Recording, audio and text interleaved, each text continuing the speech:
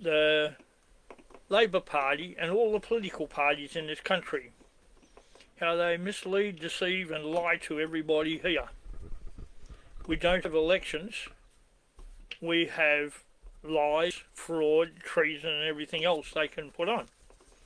You see, when you go back to 1984 and you look at the speech, and it says, speech by the Prime Minister Bob Hawke, Fabian Society Centenary Dinner, Melbourne, 18th of May 1984. It was sent to me by some people. I've actually read it a long time ago, but were unable to find it. It's all about how the Labor Party is set up and mixed up with communism, socialism, Marxism and Fabianism. They've always been that way because they were set up in England by the Fabians. And it doesn't matter if they want to tell lies and all their little garbage. I had a good friend that was teaching everybody about the Fabian Society in Australia until he was threatened and forced to give up teaching it all over the place. And he later died of cancer, but that had nothing to do that I can see from what was being said. Now, I'm going to read the first couple of pages, and then if anybody wants this letter, there's others putting it around, and I urge you to spread it around, because it explains what the problem is with political parties. There is no such thing in the Constitution as a Prime Minister or a Premier. If there is, you tell me where it is. I've been through all of it. This is the Commonwealth Constitution Act 1900 UK as proclaimed and gazetted. This little book is put out by the Labor Party in 1986 with a big load of rubbish in it. And it says proclamation declaring establishment of the Commonwealth. Letters patent relating to the Office of Governor-General, Statute of Westminster Adoption Act 1942, Australia Act 1986, all treason, all fraud. In fact, they used a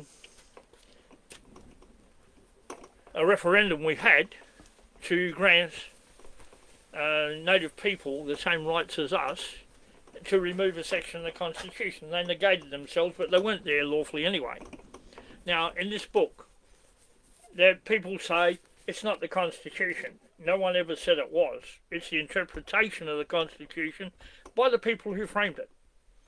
So, Con, whatever your other name is, I'm not even going to put your last name in because I'm not into denigrating people like you. You think, but you don't think clearly. It's a con what you're saying. It's a lie. It's not the truth. And it isn't in the Constitution what you're saying. You say it's a Freemason Constitution. No, it's not. You say, oh, all these Freemasons. What about the communists, the socialists, the Marxists, and the Fabians? Don't say they didn't exist.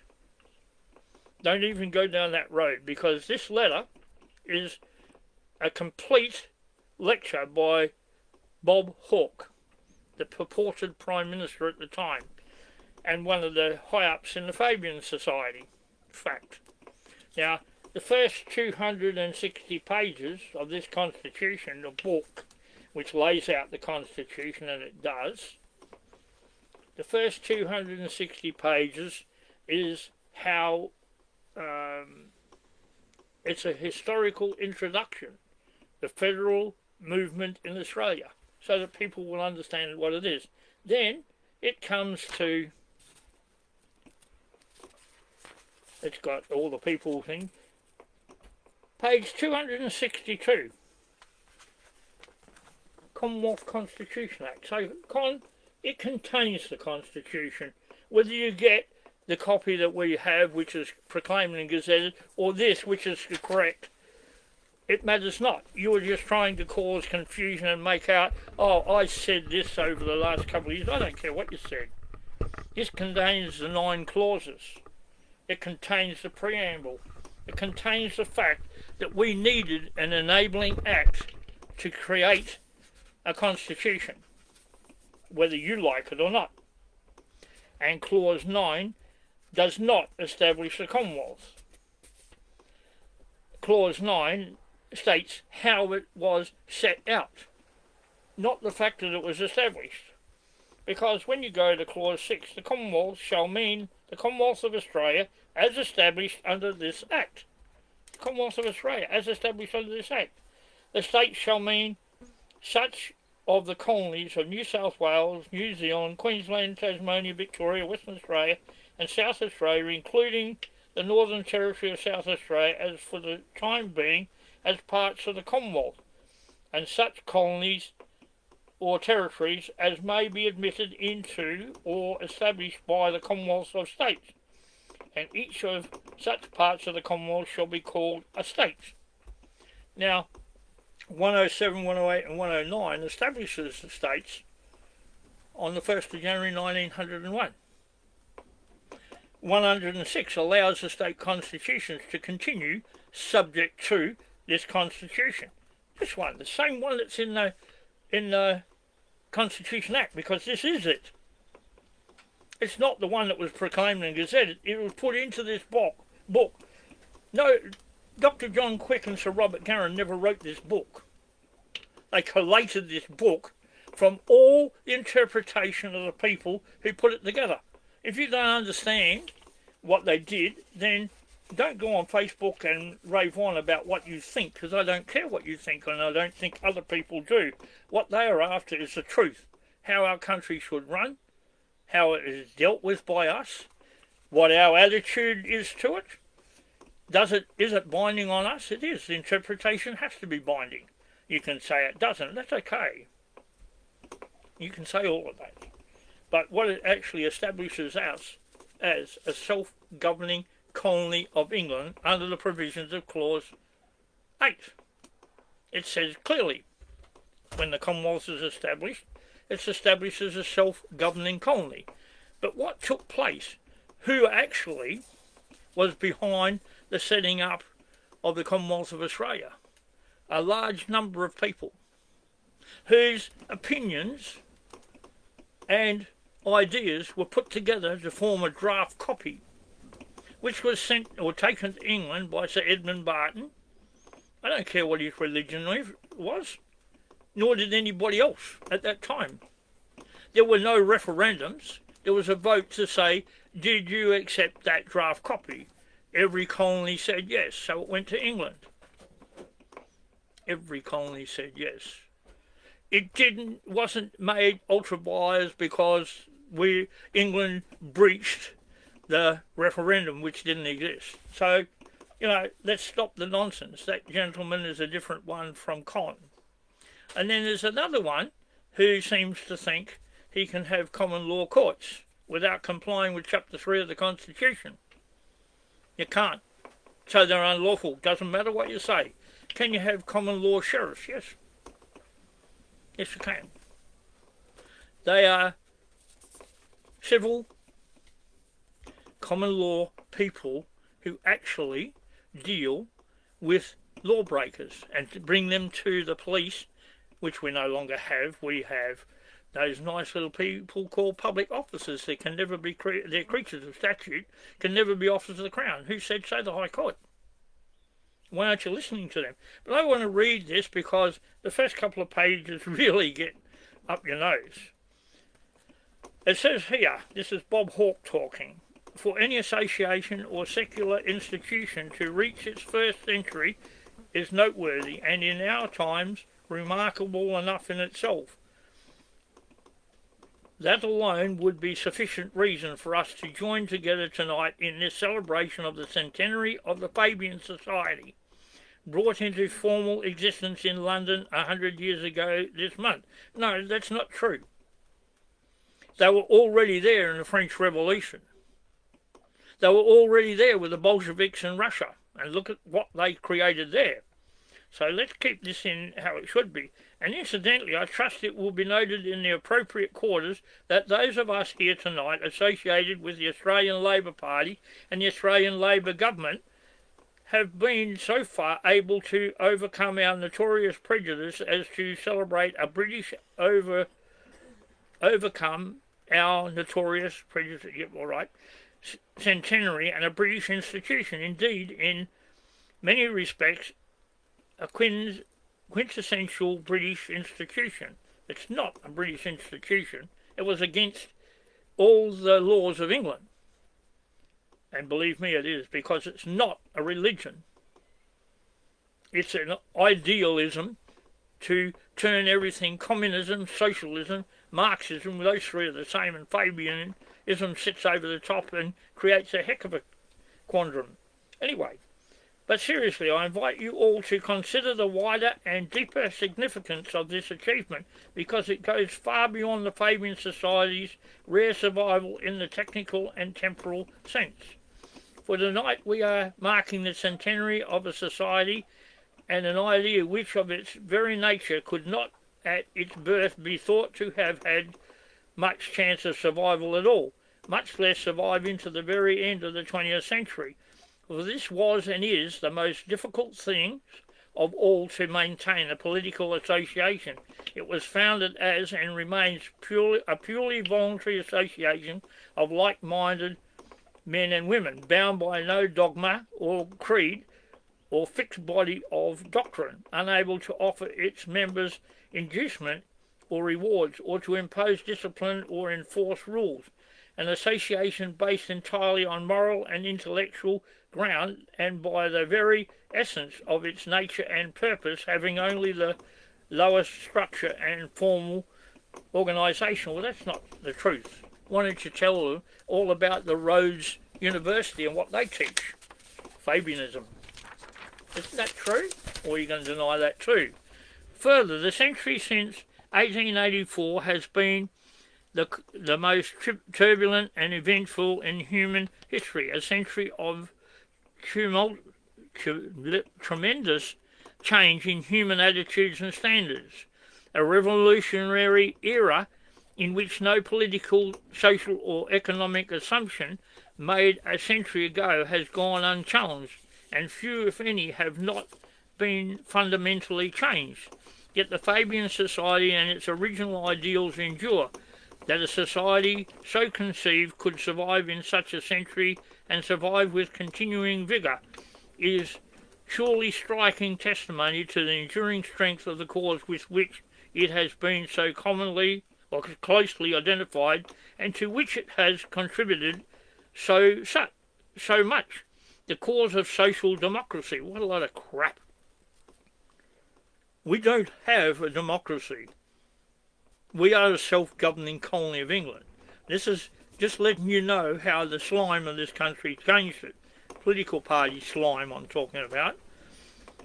I deliberately use the words the cause with which it is identified, because the Fabian Society did not and does not claim to be a cause in itself. Rubbish. Well, what was Rhodes teaching in the Rhodes University? Fabianism. Rather, it was called into existence to represent and promote an idea and an ideal, and most important, a method and approach by which that idea could best be implemented, and by which the ideals of social democracy could be given practical effect. Social democracy is socialist communism. That's all it is. And almost from the beginning, its founders envisaged that the vehicle would be a Labour Party long before the British Labour Party as such existed, which was 1896. Sidney Webb, one of the founders of the Fabian Society and for so long its presiding genius, described the process in this way. From 1887, the Fabians looked to the formation of a strong and independent Labour Party. We did all we could to foster and assist in succession the Independent Labour Party when the Labour Representation Committee and the then Labour Party, but we also set ourselves to detach the concept of socialism from such an extraneous idea as suddenness and simultaneously, some of the writing here is a bit hard to read, of change, violence and compulsion. and atheism or anti-clerication. Nor did we confine our propaganda to the slowly emerging Labour Party or to those who were prepared to call themselves socialists, or to the manual workers, or to any particular class. So from the beginning, the social society drew its strength from its vision of the future of Labour and the Labour Party. But beyond this fundamental strength, many factors have contributed to the strength and survival of the society. Well, they had enough people pushing for it. First, we cannot ignore the personal element, that extraordinary quality of political, intellectual and literacy talent which made up the firmament of Fabianism.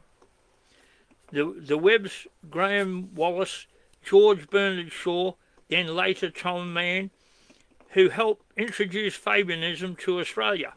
Then later on again, people like Bertrand Russell, G.D.H. Cole, Harold Lesky and R.H. Tawney. Many may think that in terms of his contribution to Fabian philosophy and social democratic thought, Tawney was the greatest of them all. Certainly his great work, Equality, stands as a definition exposition of the true meaning of social democracy, both an ideal and a practical progress. Other sources of this society's strength see what we may call the methodology and Fabianism,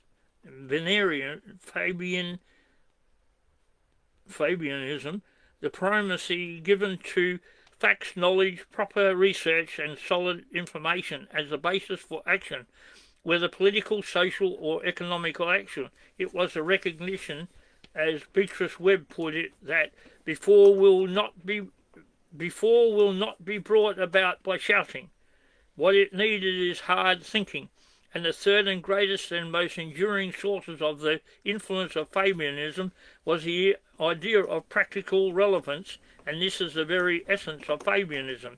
It is the recognition that the commitment to democracy and democratic means it's fundamental. It is the recognition that this fundamental commitment imposes on social democratic obligations or restraints in terms both means and ends. It is the recognition, as I myself put it, to the revolution of conflict lectures, the Boyer lectures in 1979, of the need for these who would advocate change to temper their fervour with a sense of gradualism, and it cannot be emphasised too strongly or too often that this approach is not a matter of mere pragmatism. It is equality, a matter of principle. It is a principle which follows inexorably from our commitment to democracy, and it is a principle which lies at the very heart not only of Fabianism but social democracy throughout the world. It is, of course, the classic concept of Fabianism in inevitability of gradualness, and nothing is more widely misunderstood or more frequently misrepresented. It's called gradualism is lie to people to such an extent that they accept it. It was never conceived as a justification for opportunism. It was and is a principle of necessity. The principle was first and best propounded by Sydney Waugh himself, speaking as president of the British Labour Executive at the party conference in 1923. He said, let me insist on what our opponents habitually ignore, and indeed that they seem intellectually incapable of understanding, namely an inevitable gradualness of our scheme of change. The very fact that socialists have both principles and a program appears to confuse nearly all their authorities. Well, I'm not going to read any more because it just goes on and on about what Bob Hawke thought, but it wasn't what the Constitution taught. So they said about lying, misleading and deceiving the people of this country into believing that in 1907 they had the authority, through Billy Hughes, a great little Fabian socialist maggot, introduced preferential voting. You cannot vote for more than one person once for the Senate. Paragraph 8 of the Constitution. Paragraph 30, you cannot vote for more than one person once for the House of Representatives. The House of Representatives, every single one of them, represents us, supposedly. But using their socialist agenda, they actually represent the socialists, the communists, the Marxists, the Fabians, the Freemasons, the Zionists, the Druids, the Buffaloes, the whole lot. Every single one of those groups set about destroying the Federation of the Commonwealth of Australia. And what did we do? Sat there and watched them, because we didn't understand and didn't even want to, because we had it all nice and chummy at Federation. And the big problem we have now is we had an election in this state. Did we? No. No, there was found to be missing papers, not enough people, papers for people to vote. And that was handed down from an inquiry according to the newspaper, Western Australian newspaper. And I already explained that to you. So what was that vote? Nothing. Nothing. Didn't exist. So how did you then have a vote for the federal parliament? As of January the 1st, 1901, Western Australia never put its lawful constitution in place. So you had 5 of the 6 required to create the first federal parliament. So it wasn't created. It's the representatives of each state created from the colony, that federation, that created the first federal parliament. If you only got 5 and you require 6, you didn't have it. But when they put in all these other little things, they signed up to the Treaty of Versailles. They signed up to the League of Nations. They being these clowns. The communists, the socialists, the Marxists, the Fabians, and all these other little people that crept in and decided they were going to run this country outside the will of the people. And they did it. Was it authoritative? No. Did they have any permission to do any of it? No, they didn't. In a recent speech by Chief Justice French, he went to lengths to explain, unless the people approved it, it has no authority in this country. They needed approval before they went to sign it. Who told the political parties they could take possession of all the water in this country, when in fee simple, the water belongs to no one?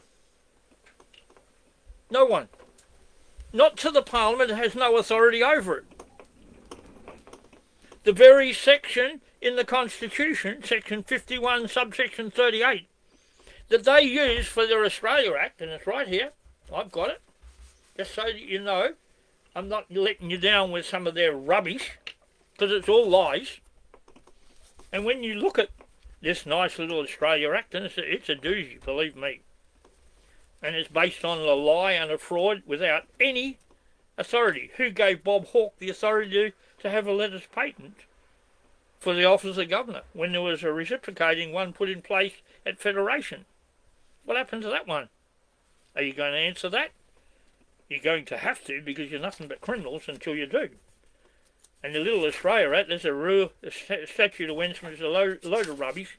No one voted to get it. And in the Australia Act, this is the piece they didn't give to England when they took it there, when Bob Hawke took it there and then tried to claim Australia signed it, or the Queen signed it. No.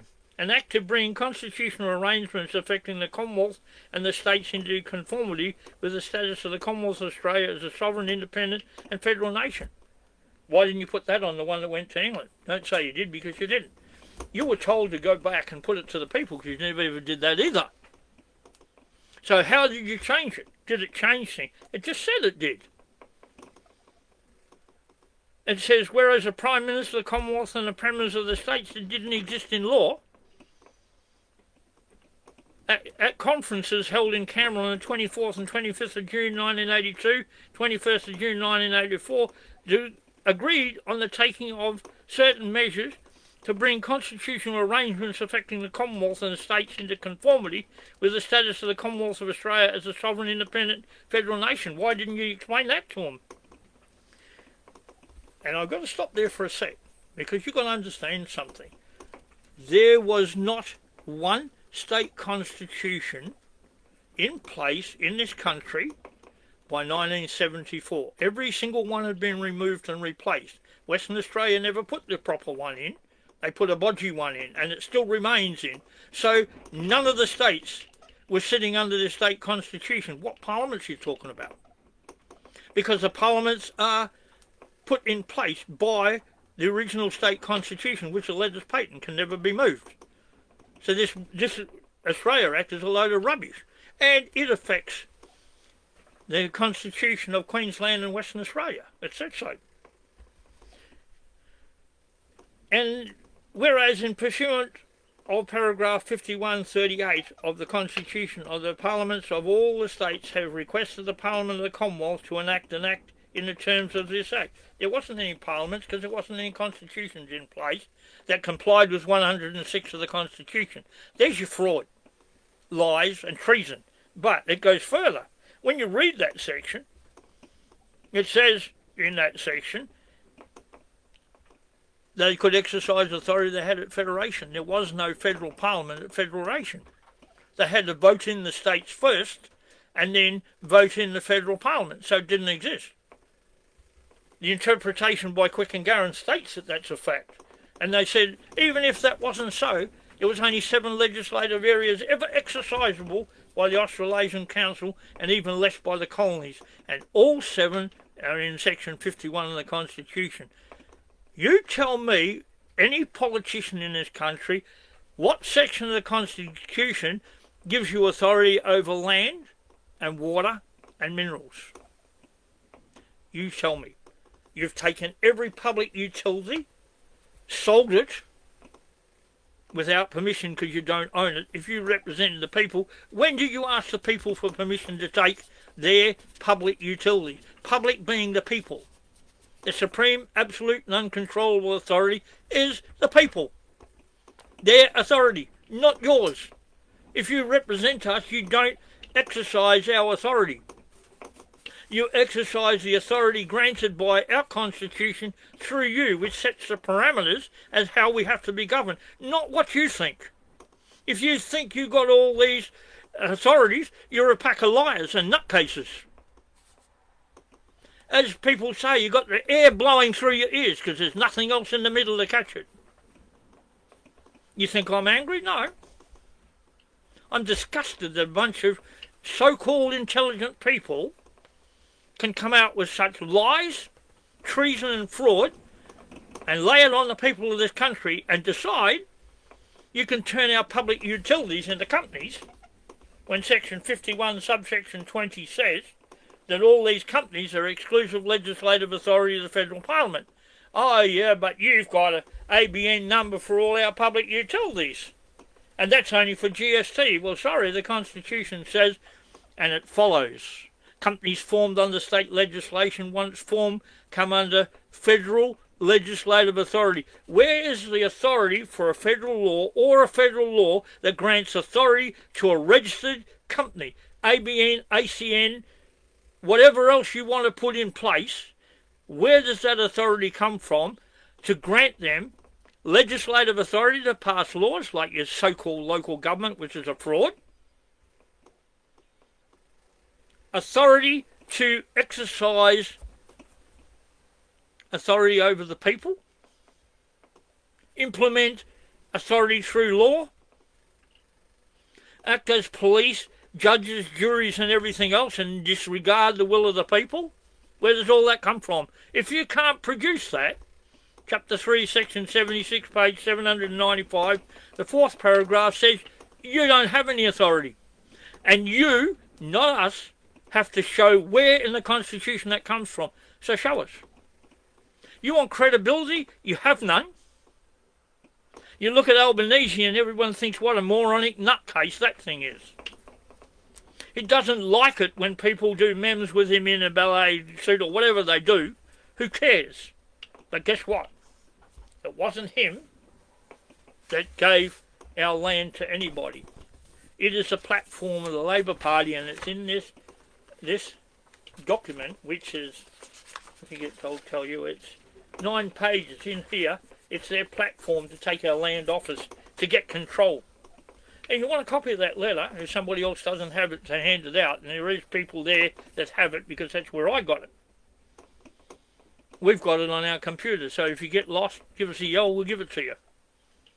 We can send it to you, and you can read for yourself what a treacherous, lying pack of scum these people are. Is it hurtful? No. Is it the truth? Absolutely. A crime cannot create a crime by its revelation. In other words, if I reveal to you treason, treachery, fraud, theft, murder, pedophilia because you're concealing it, murders because you're concealing it, rapes because you're concealing it, if I reveal it, that is not a criminal offence. Never can be. Never can be that. But when I reveal it as a sworn officer of the Crown, and I am, and I prove that in court, I have the documents. I don't have to give it to anybody else.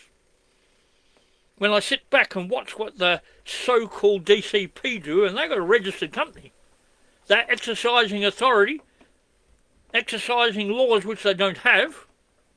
When field workers are actually acting as police, gaining evidence, lying, cheating, and stealing, I could tell you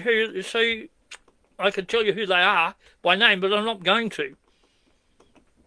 They've lied about me. They've lied about people I know. They're keeping the 2 children I told you about a while back because the father admitted what he did. No, he didn't. That's a lie. And you people are liars. Outright rotten liars. And you think you're going to get away with it? No. No. We're going to deal with you. We, the people, who are sovereign and supreme in our own right. You are not. Our Constitution said you're not supreme. The very essence of federation is that should be so. You're not sovereign. The Constitution says so. All your enactments must be made pursuant to our Constitution. The Constitution says so. You don't like that? I don't care. I really don't care. And the con man, everything you put down is rubbish. Who cares if they're Freemasons? Who cares if they're Catholics or Protestants or Church of England or anything else? What about Freemasons, Fabians, Druids, Buffaloes, Zionists, and all the rest of the peanuts that form these societies which are not religion?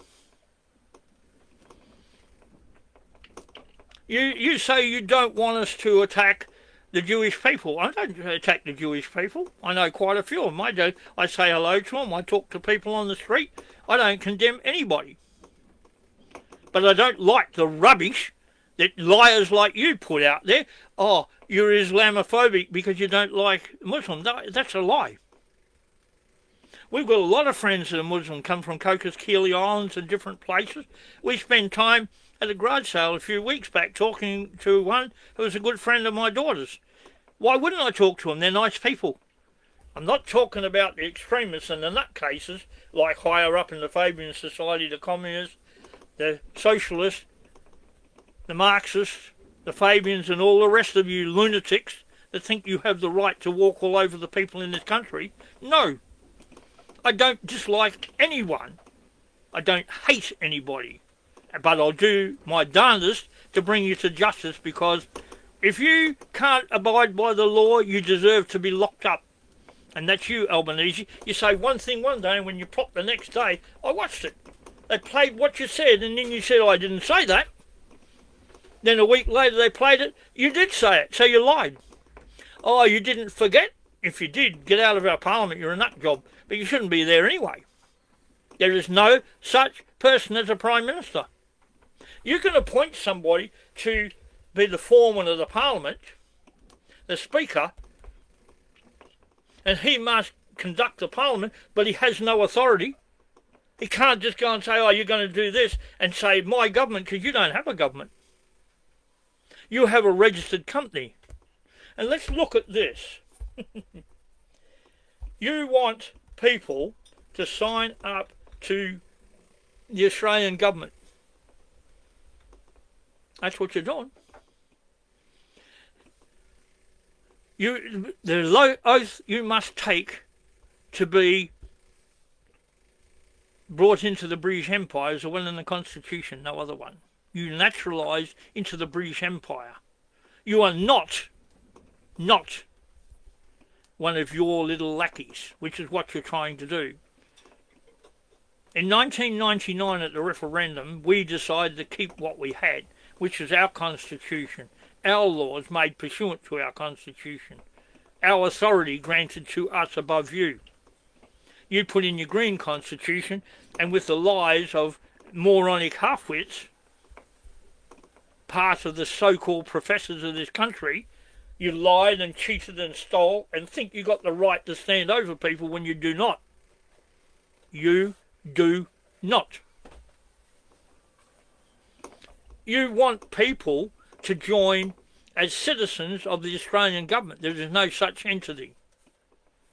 There is no such thing as a cabinet, state, federal or national cabinet. There's 3 tiers of a federal government. Executive, 10 from the lower house, 8 from the upper, sitting with the Governor-General and the Attorney-General to put legislation together, which they get the information from a lawfully elected parliament, which we don't have. We have a lying maggot calling itself the Governor-General, and it is not. Established under a letters patent issued by Bob Hawke, where did he get the authority from? Where in Chapter 3 of the Constitution does it say he's got the right to do that? It doesn't, so he doesn't have it. He doesn't have it. It's not reserved to the states. It doesn't belong there. There is no superior courts that can grant it. And as of 1979, there is no High Court. When you put in an act to control our High Court, it's not yours, it's ours. Ours, the people. When you did that, you committed blatant treason. Then you created a committee that makes rules that control our High Court. You control our High Court, do you? Yes. The Constitution says we need leave to appeal. No, you don't have that.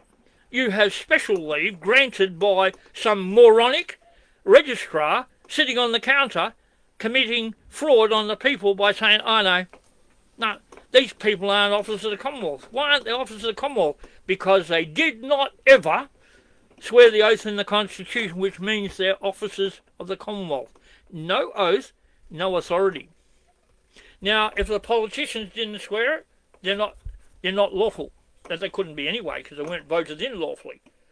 If a judge didn't swear it, he's not magistrate, he's not lawyers, they aren't.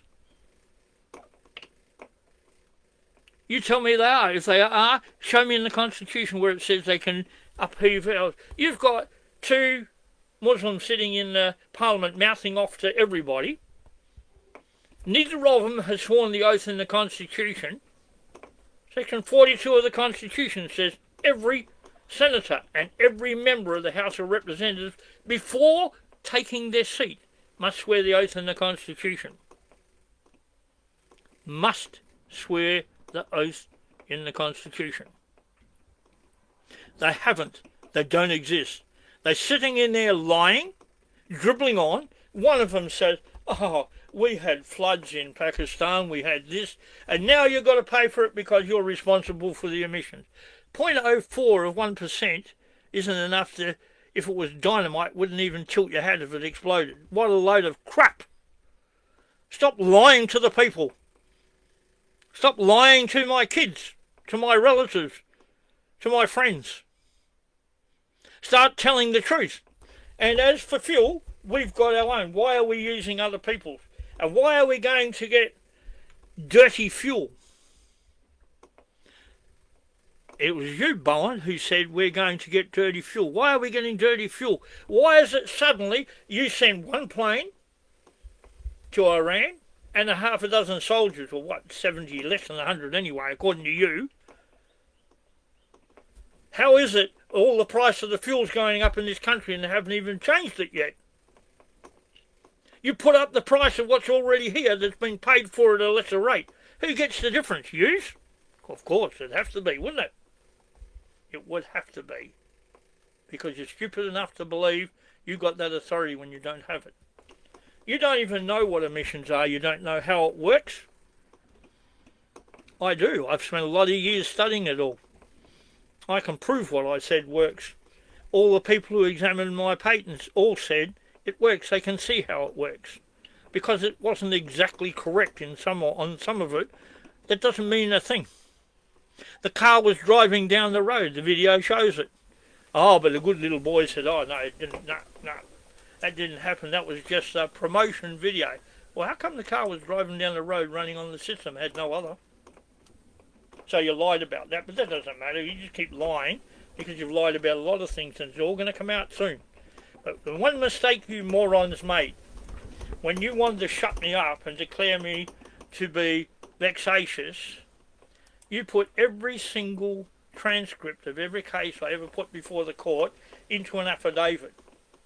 And one thing you idiots never ever dreamed about or thought of is the fact that I took your affidavit and put my papers over the top of it and made it my affidavit. And guess what? I opened up every single case that's before the court. I can bring it up at any time because every single one of them are indictable.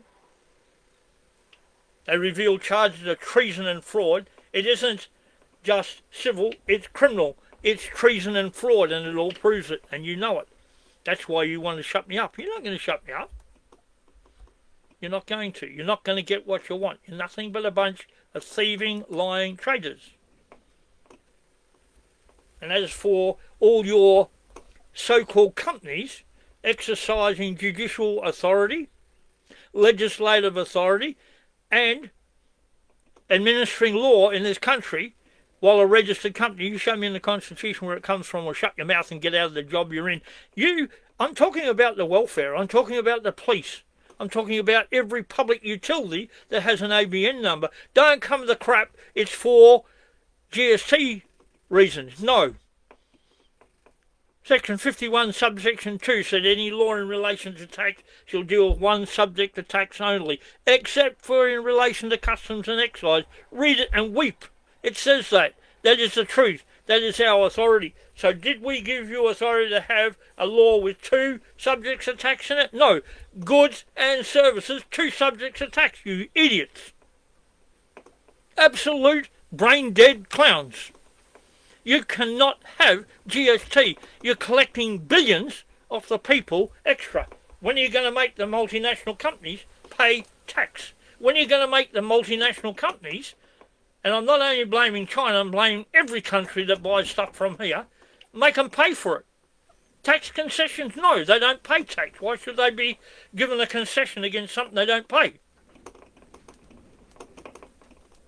You talk nonsense. You dirty fuel, Bowen. What's the smallest filter you can put in a fuel line? 0.3 micron? Sometimes if you pay a lot of money you can use a carbon filter, pull out 0.2 micron.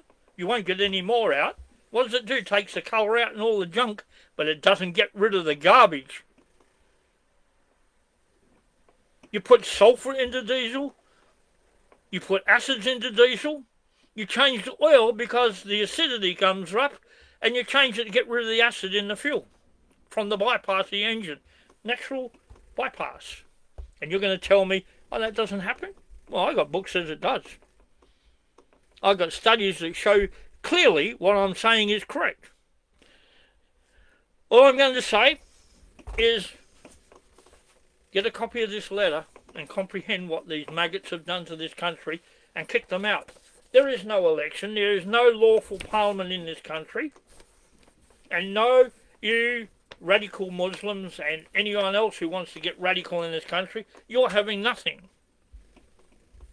The first inhabitants of this country were Egyptians. They were not Aboriginals. They were not natives. They're not First Nation. The First Nation recorded in this country was the Commonwealth of Australia, established under the Constitution. Kangaroo Jack, you're right. We need to all work together.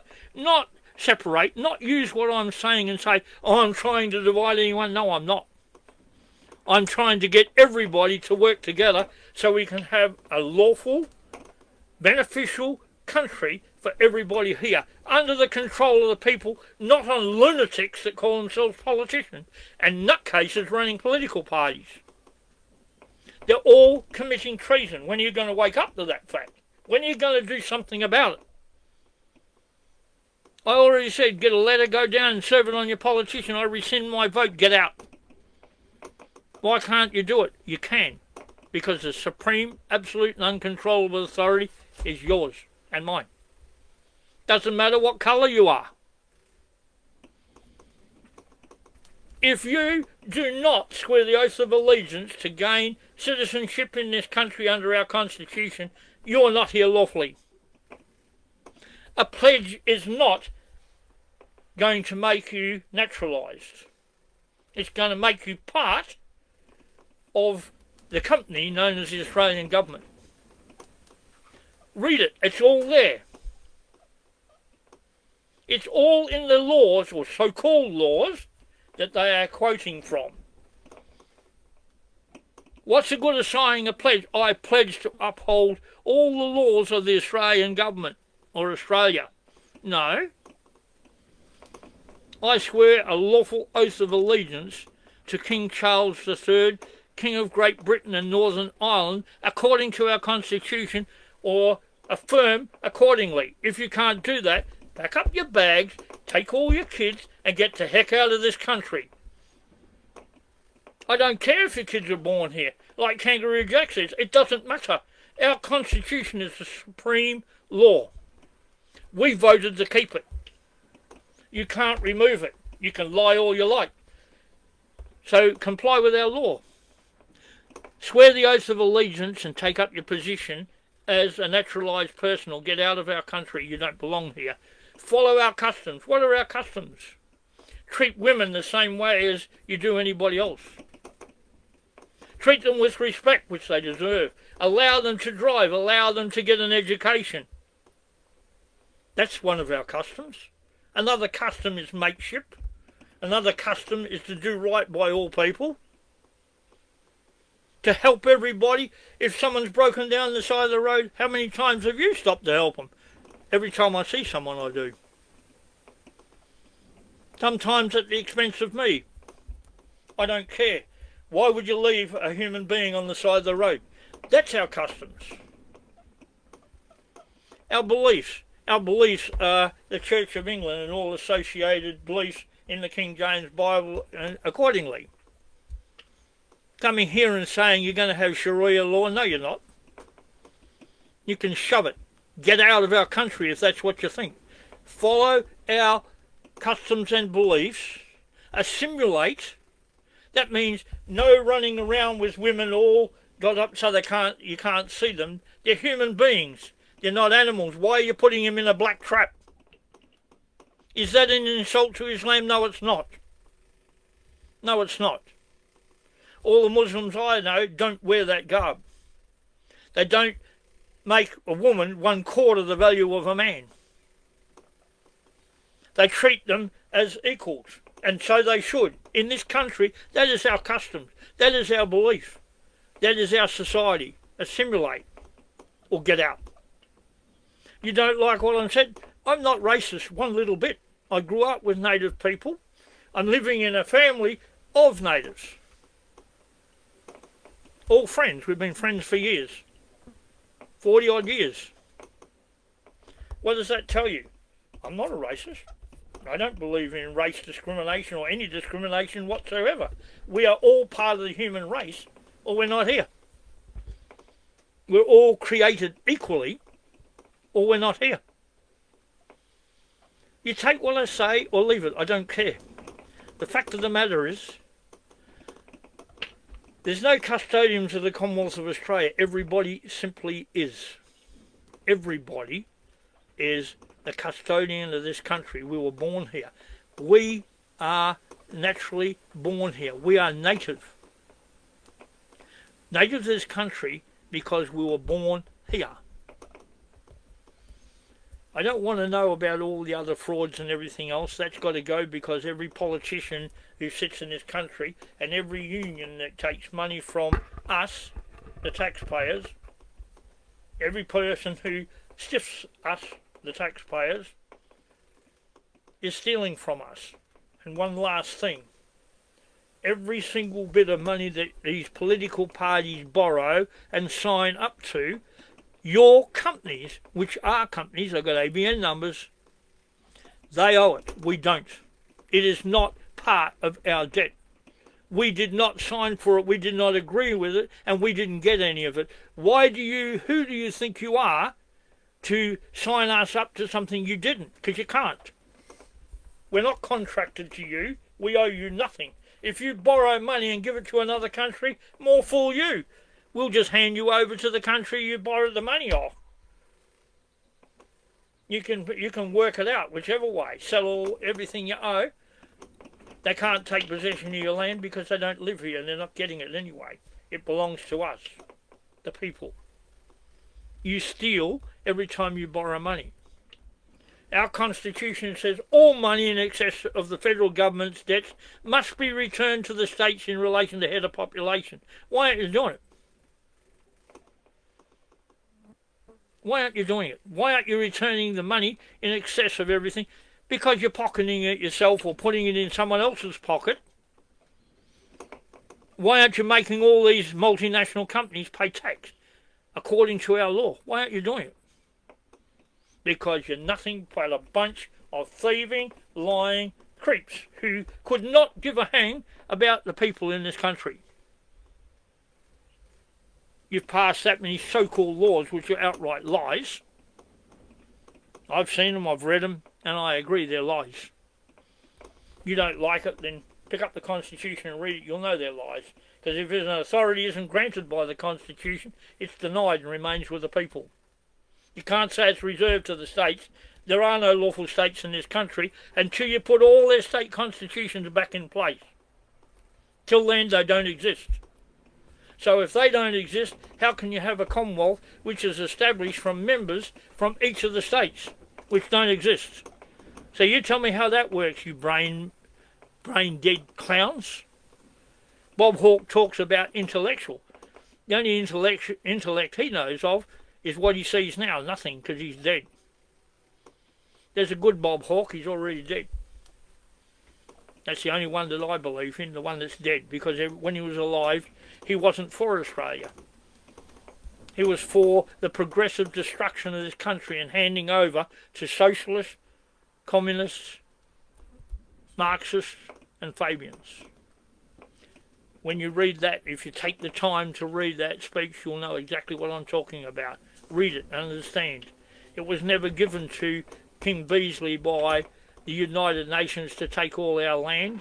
They might have said it, but it was already taken by Bob Hawke and the Fabians because they didn't want us to have the land, because the only way they can control is control everything we own.